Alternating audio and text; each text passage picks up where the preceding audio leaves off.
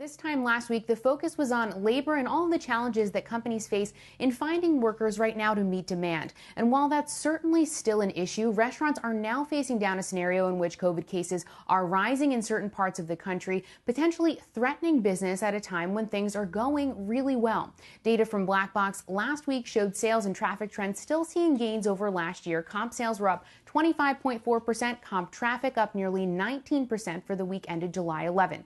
Analysts at both KeyBank and BTIG maintain that there is a lot of pent-up consumer demand right now for dining away from home experiences. Chipotle is just one example of that, with same-store sales gains of over 30% in Q2. Here's what Chipotle CEO Brian Niccol had to say when asked about rising cases yesterday. Obviously, the news continues to carry the severity of where maybe the Delta variant is going. But as of right now, we're not seeing major impact on consumer behavior, at least as it relates to eating out or getting food to go.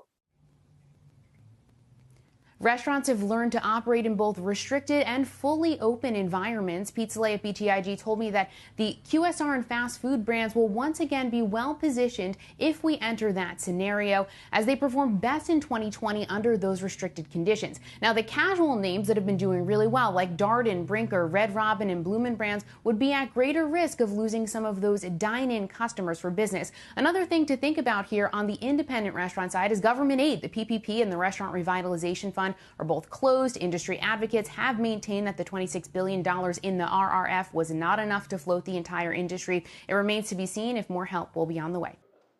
Shepard Smith here. Thanks for watching CNBC on YouTube.